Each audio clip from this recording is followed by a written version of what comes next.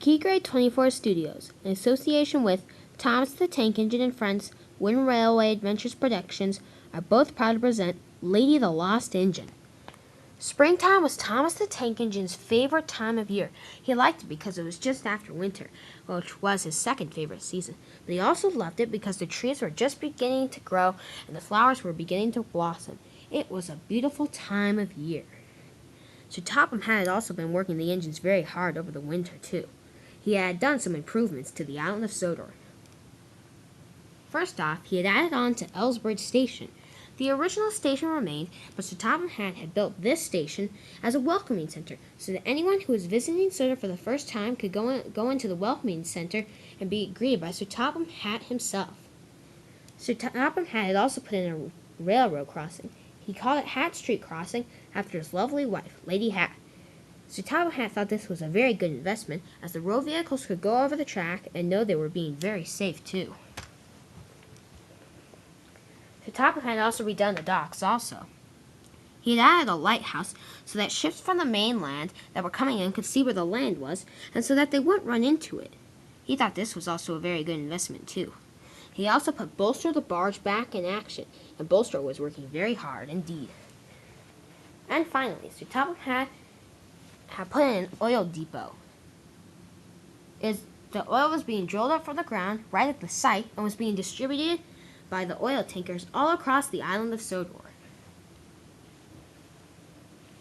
Unfortunately, however, Sir Topham Hatt was working the engines harder than ever.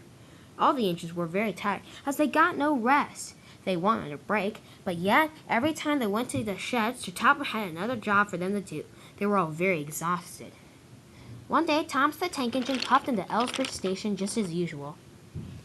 He was very exhausted and was glad that he could have a break for a couple of minutes. Just then, Sir Topham Hatt walked out of his office. "Oh, hello, sir," said Thomas. "How are you doing?" "I'm doing good, Thomas," said Sir Topham Hatt. "Thank you very much." "Oh, you're welcome, sir," said Thomas. Thomas, however, was very confused. "Sir Topham Hatt, you look very bright and cheerful." "That's because I am," said Sir Topham Hatt. "Why would be that?" asked Sir Topham Hatt. "Well, because I know I've been working you engines very hard," he said, "and I believe it is time for a change." "It's about time," said Thomas, but he said it to himself. "I am going to order some new engines to the island of Sodor." "Ooh," said Thomas, "I can't wait to meet the new steam engines." But Sir Topham Hatt went back from there. Sorry, Thomas," he said. "They're going to be diesels." "What do you mean, sir?" said Thomas. "You know steam engines run best on the island of Sodor."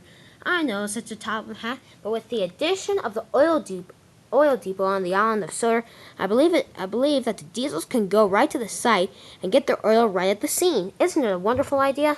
"I guess it is," said Thomas, "but we also have a coal loader here." "I know," said Sir Topham Hatt, "but it's time for a change." Thomas was about to object when Bertie puffed up. Bertie roared up. "Hi, Bertie," said Thomas. "Hi, Thomas," said Bertie. "Can't talk now. I must deliver my passengers quickly and be off to Knapford Station. Otherwise I'll be late for Gordon's Express. Goodbye. Can't talk. See you later." Thomas was shocked. "Wow," he said. "He is really busy. Well, anyway, I better be off too, since I have all my passengers. Goodbye, Sir Topham Hatt." "Oh, goodbye, Thomas," said Sir Topham Hatt, and Thomas puffed away out of the Ellsbridge Station.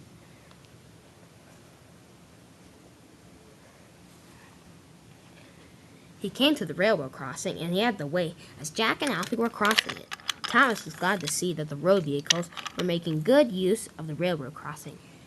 Once Thomas's line was clear,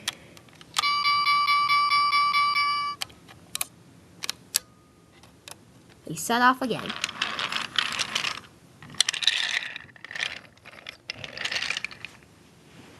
Just then he backed into the yard.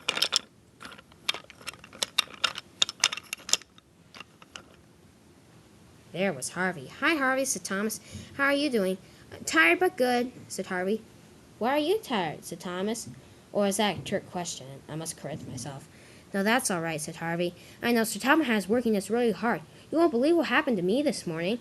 Duncan had some trouble with some slate cars, and he made me and the breakdown train go clean it up." "That's not fair," said Thomas. "I know," said Harvey. "It isn't. It's ridiculous. Sir Topham Hatt thinks we have all the time in the world, but we really don't." "Oh, that's a shame," said Thomas. "Anyway, I'm sorry, Harvey, I can't talk," he said, but I'm on a very tight schedule. I must go. Goodbye." Thomas was just puffing away when Harvey stopped him. "Wait, Thomas," he said. "What is it?" asked Thomas. "Sir Topham Hatt wants to see you at the shed right away." "Oh," said Thomas, "I'll be there as soon as I can, but I have to shunt Annie and Clarabelle." "Don't worry," said Harvey. "I'll do it." "Oh, thank you," said Thomas gratefully. "What would I do without a friend like you, Harvey?" And Thomas rushed away. He spun around on the turntable really quickly, and he puffed back to Timothy's sheds.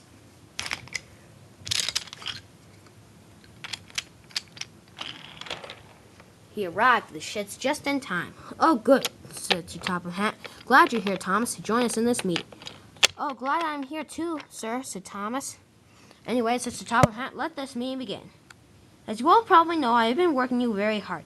I feel very bad about it now, but I haven't had time to look at some engines. However," he said, "there has been a break, and so I have looked, and I'm planning on getting some more diesels to come to Soder." The engines at the shed were furious. "Sir Topham Hatt," said Percy, "why do you want to get diesels? You know they cause trouble." "I know," said Sir Topham Hatt, "but with the way things are they are now," said Sir Topham Hatt. "I believe diesels are a wise investment." Yes, said Diesel. Sir Topham Hatt is finally agreeing with the idea of diesels. "Thank you, sir," he said. Well, I'm glad at least one engine agrees with me. Anyway, goodbye now," he said, and Sir Topham Hatt walked away. The engines were furious. "Disgraceful," said Gordon. "Disgusting," said James. "Despicable," said Henry. "Why would Sir Topham Hatt want steam engines over us?" said Duck and Oliver. I am very offended by that," said Emily. "He always said we were best, but now he's choosing some slimy diesels over us. That is ridiculous." "I know," said Thomas. "He told me the same thing at Ellsbridge Station, and I'm sorry to say it looks like he's sticking with that choice." "Well, I don't," said Percy. "I think it's not very unfair. Just because he thinks diesels are a wise investment doesn't mean that he can choose diesels over us." "I know," said James. "I'm very cross with him right now." "Would you guys be quiet?" said Diesel. "Sir Topham Hatt is actually doing something wise for once." "Huh, you guys should be glad of him." "Well, we're not," said Emily. "And in fact, I'm going to prove to you that he's not."